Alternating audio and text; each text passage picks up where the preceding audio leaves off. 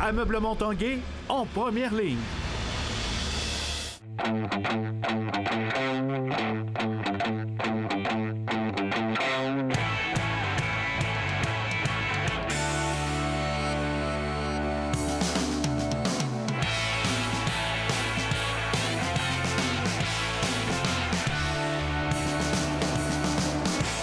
À tous, un bon mardi et bienvenue à l'Esprit sportif. Aujourd'hui, au centre de ski Le Relais pour profiter de cette belle journée ensoleillée et froide d'hiver. On parle un peu plus tard dans l'émission d'haltérophilie. On rencontre les frères Gravel. Également à la boxe, Lexon Mathieu, jeune prodige de Québec qui dispute son premier combat chez les pros samedi. Mais d'abord, on parle de snowboard. Elliott Grondin de Sainte-Marie-de-Beauce est vice-champion du monde junior et il a reçu une très bonne nouvelle il y a quelques semaines. Il sera des prochains championnats du monde senior en snowboard cross qui auront lieu à Park City fin janvier, début février. Et l'Esprit sportif l'a rencontré aujourd'hui.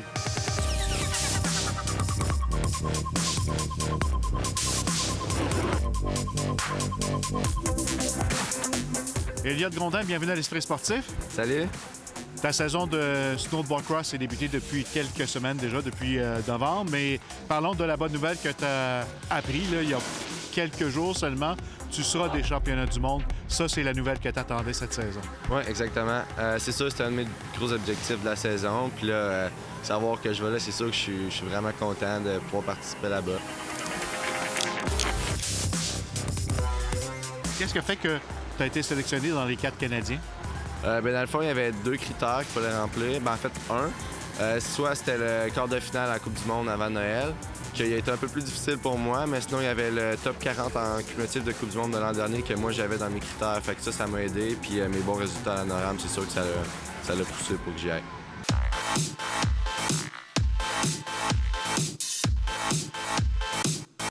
Les championnats du monde, c'est à la fin du mois de janvier, début février. Comment on se prépare pour l'événement? Là, c'est sûr que je suis revenu jeudi dernier d'un camp d'entraînement dans l'Ouest. Là, cette semaine, je m'entraîne en salle. Je fais une couple de jours sur neige pour le fun, mais je me repose surtout pour être en forme rendu là-bas. C'est gros, les championnats du monde. Tu t'attends à quoi comme performance, comme résultat?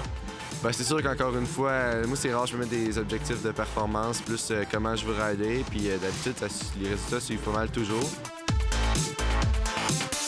Il y a 3 Québécois qui sont dans les 4 Canadiens qui seront à Park City. Ça démontre que le sport se porte bien ici? Oui, c'est sûr, c'est le fun là, partir là-bas avec 2 autres de mes coéquipiers puis amis qui sont québécois aussi. Fait que ça devrait être bien le fun.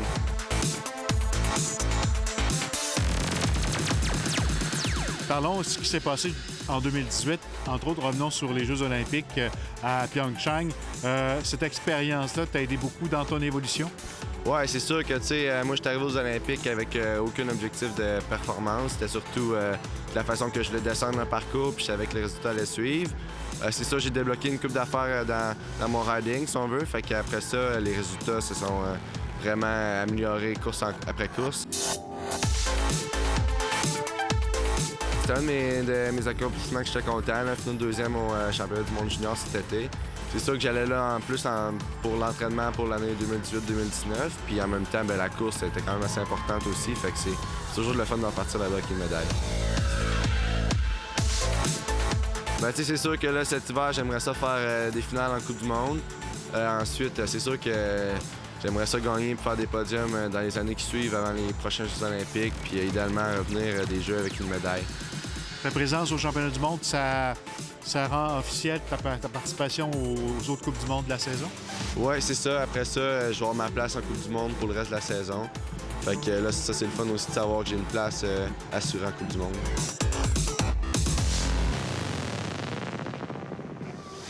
On parle maintenant de boxe alors que Lexon Mathieu, 19 ans seulement, fera son entrée chez les professionnels samedi lors d'un gala de boxe présenté au Casino de Montréal. Stéphane Turcot l'a rencontré. Lexon Mathieu a à peine 19 ans et déjà il place la date du 26 janvier prochain comme l'un des plus beaux moments de sa vie. J'ai souvent entendu dire que c'est avant que ça commence que c'est les plus beaux moments. Je pense en ce moment, c'est ça que je vis, ça va être le plus beau moment. Moins stressant, plus agréable. tous mes amis et mes proches vont être là. Ça va être le fun. Il a d'ailleurs déjà tout imaginé. Ouais, quand j'entre dans le ring, j'ai tout déjà visualisé ça des centaines de fois, ça c'est sûr. Que ce soit parfait, mais pour vrai, je pense pas après le combat. C'est comme s'il n'y avait pas de lendemain après le combat. Tout se passe le 26, puis je pense pas après. On a juste une chance de faire une bonne première impression. Je veux que ça soit grandiose. Ouais. François Duguay entraîne son jeune poulain depuis des années et il sait qu'il est prêt depuis longtemps à faire le saut chez les pros. Ça fait longtemps que Lexine est dans le gym avec nous autres là, depuis que l'âge de 11 ans. Fait que c'est quelque chose qu'on appréhende depuis longtemps. Lexine, il n'y avait jamais personne de son âge pour mettre les gants avec lui. Ça fait des années qu'il met les gants avec les hommes. Fait que ça fait des années qu'on sait qu'il est capable de passer cette coche-là là, chez les professionnels. S'il s'agit d'un premier combat professionnel pour Lexine Mathieu, il souhaite pouvoir garnir sa fiche assez rapidement. Dans les 2 premières années, 8-10 combats. L'autre, ce qu'on planifie, c'est mon développement. À quel point je vais m'améliorer d'ici l'année prochaine. Moi, ce que je veux dans la carrière à Lexine, c'est qu'on est toujours dans la colonne victoire-défaite, que les adversaires aient beaucoup plus de victoires que de défaites. Parce que je veux pas que ça prenne 10 ans avant qu'on se rende au top 10 mondial. François Duguay, qui est un entraîneur d'expérience et qui a dirigé quelques très bons athlètes, notamment Pierre-Olivier Côté, celui qu'on appelait Apu, a les yeux qui brillent lorsqu'il parle de Lexine Mathieu. Bien, c'est parce que ça fait longtemps que je joue aux cartes, puis lui, c'est ma carte cachée, ça fait une couple d'années. Fait que j'ai hâte qu'à ça. Il y a des athlètes qu'on passe chez les professionnels pour savoir c'est quoi l'expérience professionnelle. Avec Lexine, c'est pas ça. On sait que l'expérience, ça va être extraordinaire, puis on veut se battre en championnat du monde. Rien de moins pour celui que l'on surnomme The Next. Stéphane Turcot, TVA Sport, à Québec. Restez là, après la pause, on parle haltérophilie.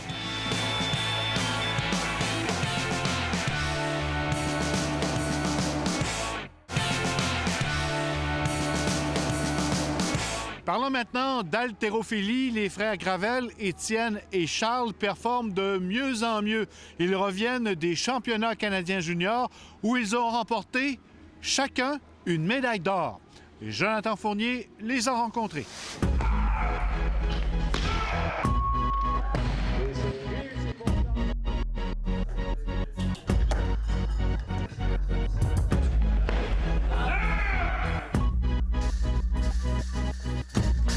Gabriel, on parle un petit peu de l'évolution des frères Gravel en haltérophilie. On s'était parlé à peu près à pareille date l'année dernière. En fin de semaine dernière, on se présente au championnat canadien avec des objectifs assez élevés. Oui, c'est ça. Nous, d'avance, on sait un petit peu qui va se présenter là, des autres provinces. C'est une compétition par équipe, donc chaque province choisit leur athlète. Donc, on sait un peu qui va se présenter. Donc, on avait des bons objectifs là, pour les deux jumeaux. On savait qu'il y avait des bonnes chances là, de finir là, sur le podium puis même à la première place.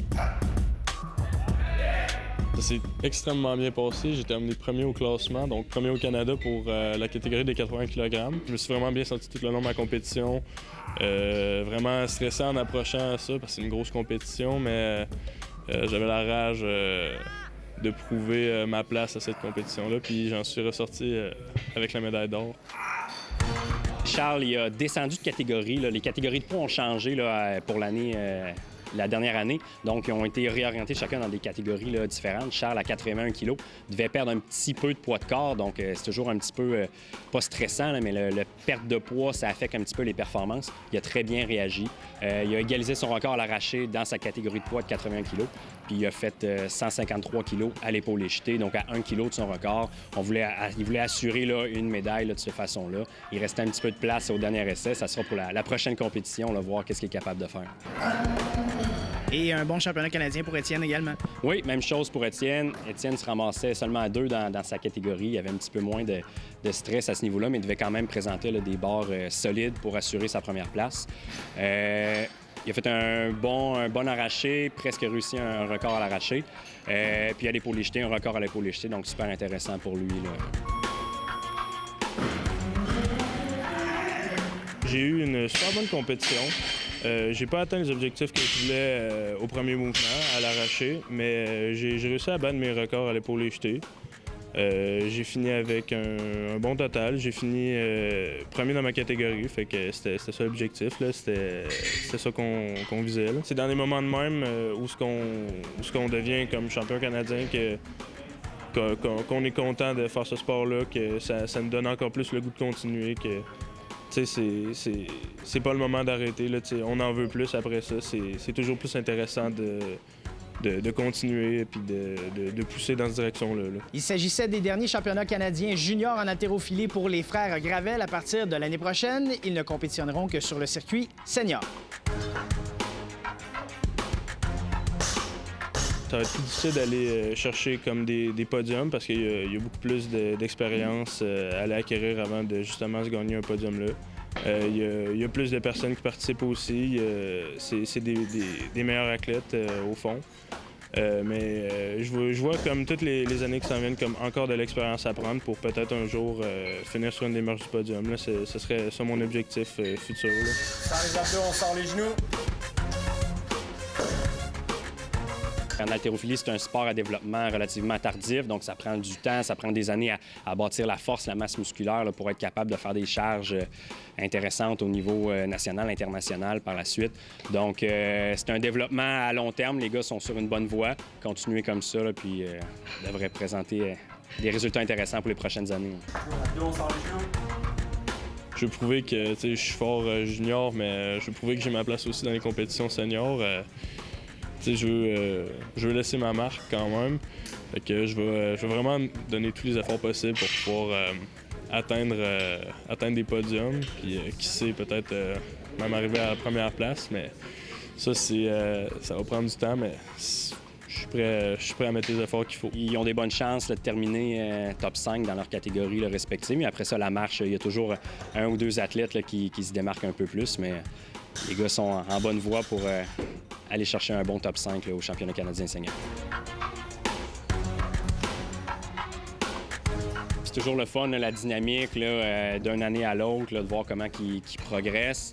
Là, le changement de catégorie fait qu'il y en a un qui lève un petit peu plus que l'autre, du fait que le poids de corps est plus grand. Donc, il y a toujours, ils se pourchassent un petit peu là, tout le temps comme ça. Mais c'est super le fun qu'il y ait chacun l'occasion de terminer premier dans leur catégorie. Donc, ça montre là, que c'est des solides compétiteurs. Là. Voilà, c'était l'Esprit sportif. On se donne rendez-vous demain à la même heure. Bye bye tout le monde.